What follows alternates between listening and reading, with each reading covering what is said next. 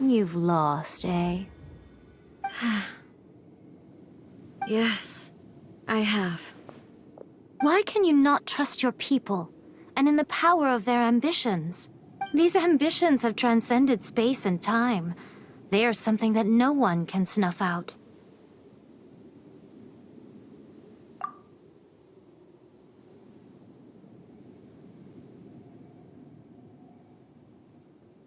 Is this the lesson you learned from your journey in Liyue?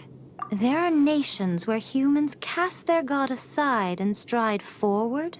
So are we to just abandon the notion of progress for the sake of wishful thinking? You and I have both witnessed the great loss that progress can bring.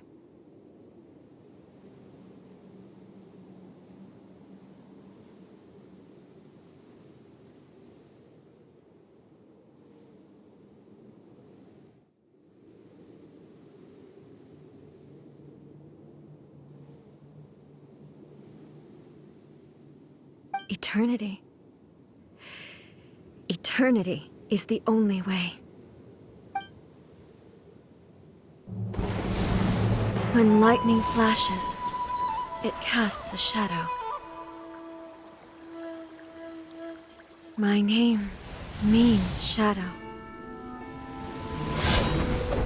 With my blade, I purged all obstacles to progress.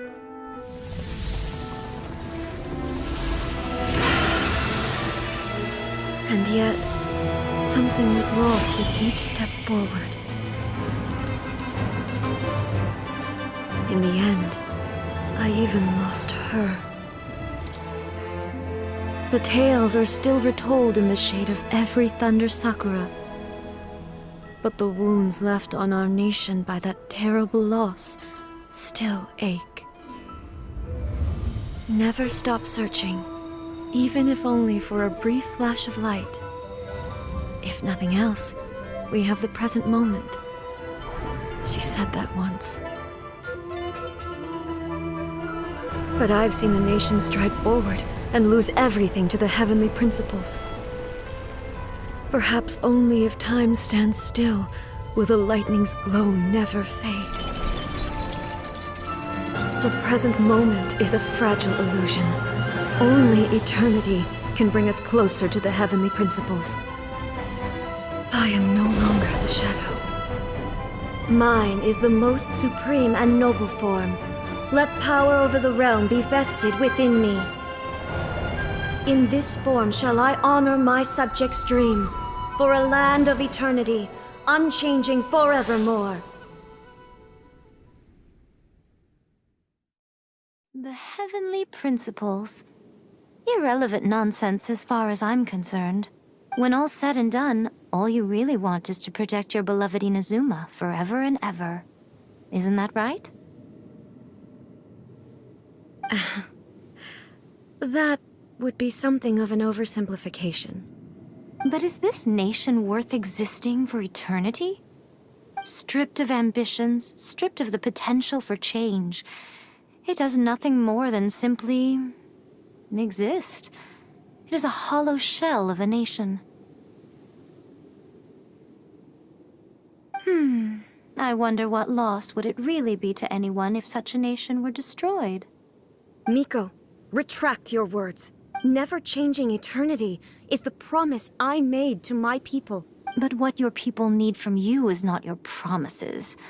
They want your attention. Your divine gaze. You mean visions? Humans have a lifespan of barely 100 years. They cannot afford to bear any extra losses. But I have experienced it all. That is why I have chosen to guide them along the correct path toward eternity. But eternity is far too cruel a fate for you, eh? For me? Not only have you stopped paying attention to the world, but you have stopped paying attention to yourself. It must have been terribly lonely here, all alone, for centuries on end. But it is necessary. You will miss much by refusing progress. You seek to prevent loss, but have you considered all you are losing by remaining here in stasis for all eternity? You are obviously lonely. And yet, for the sake of eternity, you choose to stretch your loneliness out to infinity. Tell me this. Why is the sky here that was once so dark glowing again? Why not? This is your plane of euthymia. It's your inner world. So it can only mean that you are happy to see me again. You have found the loneliness here unbearable for a long time now, haven't you? I have nothing to say to that. But I have so much to say to you. Let me tell you all that has happened over the last few centuries. How long will that take? As a Fox envoy, I have an excellent memory. I recall every detail of the last few centuries with perfect clarity. So it will probably take me another few centuries to relay it to you.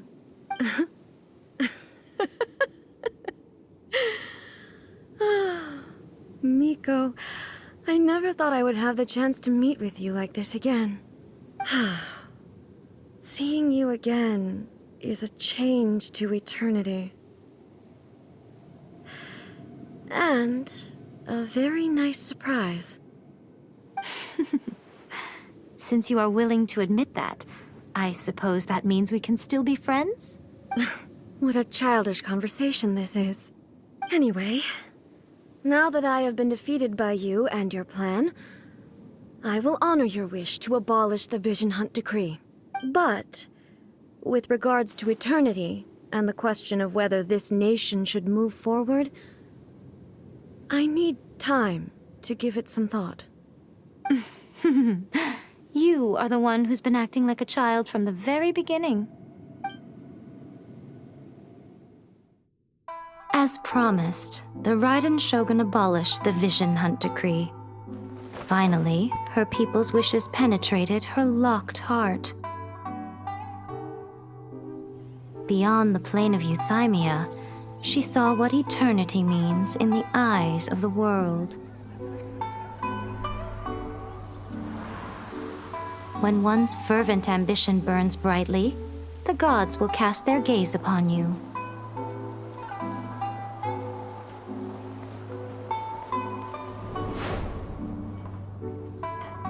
Some ambitions have the power to heal wounds, to bring victory, to inspire hope.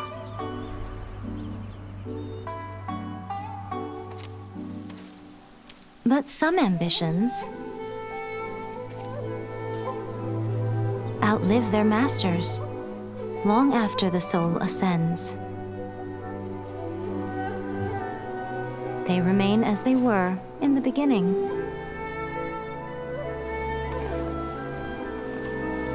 Burning bright and true for all eternity.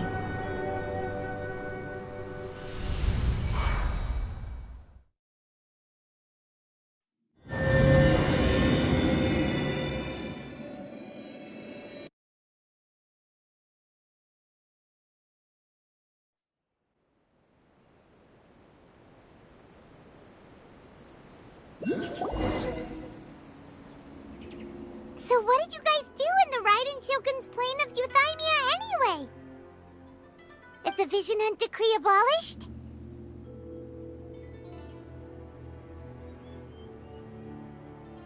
Oh, gotcha. Paimon was super worried, you know. So maybe the reason Yae Miko is looking for us now is because she wants to thank us. Let's go find her.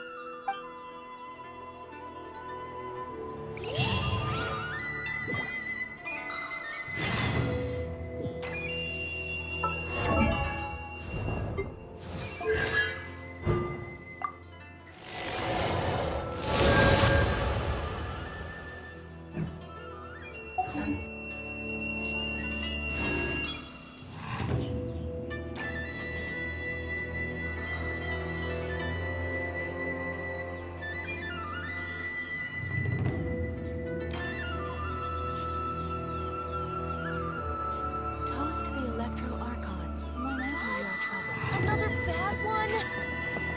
No, let me try again.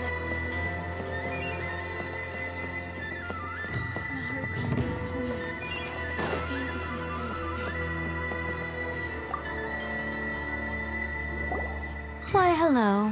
If it isn't the triumphant traveler. And why might you be visiting the shrine? A sign of piety, perhaps? You literally told us to come meet you here! I was just joking. I've been waiting for you. Seems like someone's in a pretty good mood. Mm-hmm. Catching up with an old friend I hadn't seen in years was truly delightful. By the way, I heard that you had a duel before the throne, with a Fatui Harbinger no less. Courageous and astute. I must say, I am most impressed.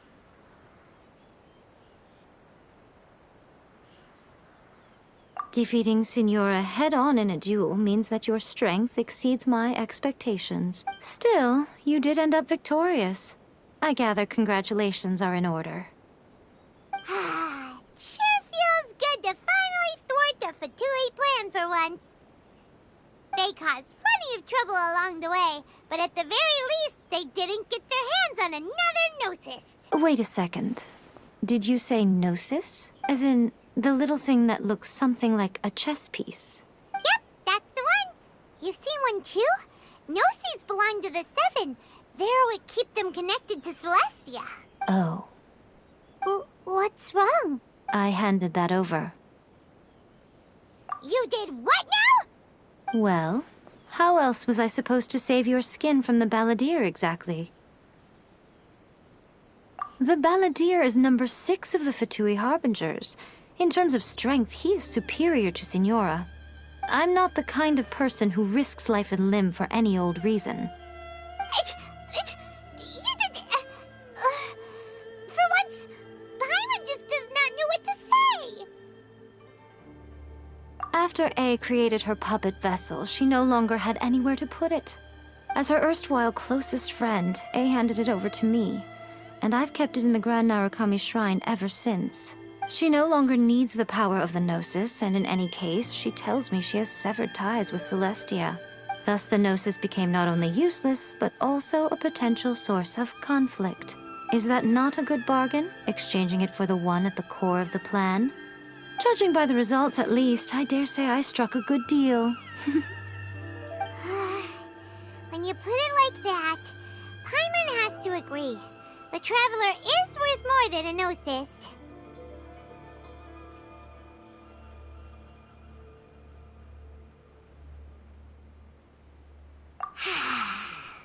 Well, what's done is done. And Paimon heartily thinks we'll be getting it back now. Let's leave the past in the past. So anyway, you still haven't told us why you called us here today. It's to thank you. Really? You intend to travel all over Teyvat, and the time has come for the Inazuma leg of your trip to come to an end, has it not? As a mark of my gratitude, I will answer any questions you may have about the road ahead or the events of the past. What would you like to know about?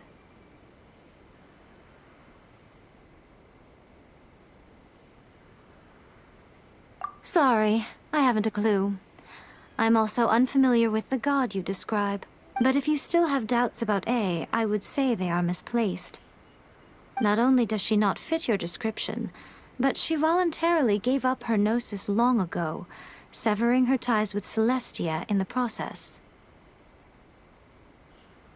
That's good to hear. Otherwise, given that I'm her familiar, it could have made our relationship rather awkward, don't you think? Don't worry, we aren't looking to pick a fight with you. I wish you the best of luck. May you soon discover the truth behind it all.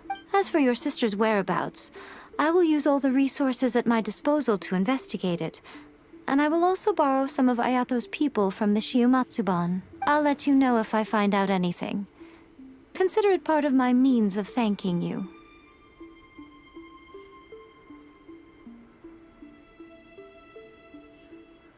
That puppet was built with technology that has been lost to time. Perhaps she, as a god, is the only one privy to the knowledge of its origins. Still, there is one other thing on this topic that I suspect you may be curious to know. Before A began modifying her own godly form, she took it upon herself to create a prototype puppet. So, you mean there are 3 Raiden Shoguns? No, the prototype was merely a proof of concept. Its appearance and intellect were not based on A. It was a test. The original plan was for A to simply discard it. But perhaps A thought this to be too cruel, because in the end she chose only to seal the power within it. Later, this puppet wandered Inazuma as an ordinary human male with his own consciousness, until the Fatui took an interest in him. Ugh! Not the Fatui! Some eccentric geniuses in the ranks of the Fatui made adjustments to the prototype, not only unsealing his power, but very likely rendering him even more formidable than his original specifications. The object of divine creation is now the one who has taken possession of the Gnosis, and the prototype puppet is now known as the Balladeer. What a crazy story! It is, isn't it? Who can say whether it's coincidence or destiny?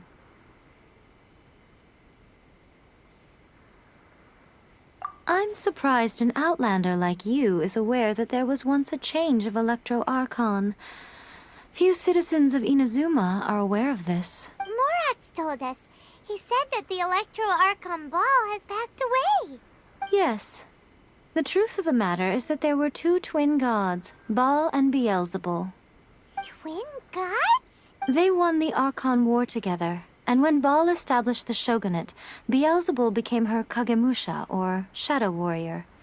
In other words, she acted as Baal's body double. Beelzebul is A, with whom we are now both acquainted. Baal's name was Makoto. As far as the world was aware, there were not two, but one. They complemented each other, and they ruled Inazuma jointly, so there was no need for the public to know the truth. In fact, the name Baal and the title of Raiden Shogun was understood to refer to both of them. Right up until... Until what? Makoto died several hundred years ago in a war that I was not personally involved in. Since then, A has assumed the shogunate. Losing her sister must have been super hard on A. That was when A began to change. Makoto was her greatest loss. Paimon feels like she understands A lot better now after finding that out. So what kind of god was Makoto? I didn't spend a great deal of time with her, but my impression was she was a gentle god, who in each moment cherished the beauty of what was before her. Wow. After leaving Inazuma, I think it would be easiest for you to go to Sumeru. Ooh, Sumeru! We've run into lots of scholars from there on our journey so far. Yes, well, Sumeru is the land of the god of wisdom, where the quest for wisdom and knowledge is never-ending. But their obsession gives rise to some truly inexplicable things. For example, in Sumeru, knowledge is holistically managed as a resource. Knowledge is a resource? Yes. I don't know whether it was the sages or Lesser Lord Kusanali who came up with the idea. Lesser Lord Kusanali? That's a cute name. Oh, you haven't heard. Lesser Lord Kusanali is the deity in whom the people of Sumeru place their faith. It's their chosen term of endearment for her. I'm sure you must have some things to discuss with her too. I wish you all the best.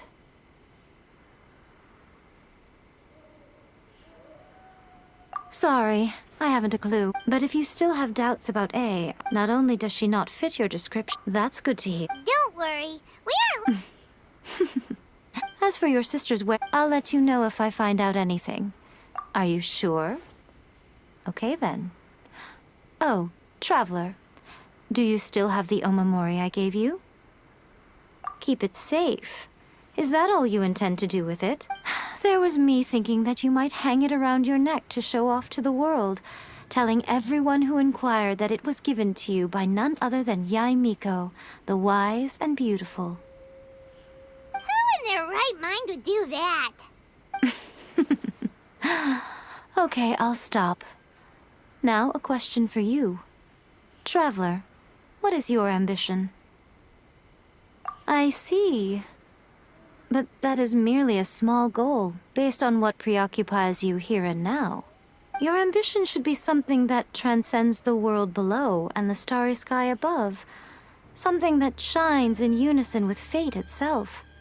Perhaps the reason you do not possess a vision is that such an ambition has yet to be engendered within you. It's a possibility.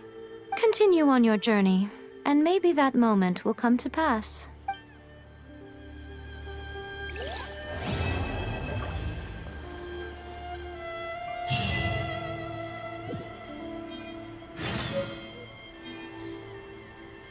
By the protection of the electro arcon, may the blossoms of the sacred sakura bloom eternally.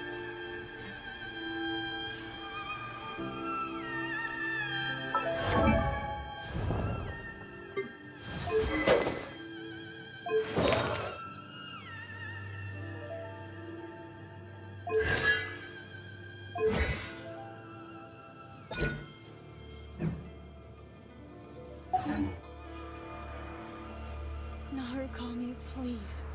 See that he stays safe.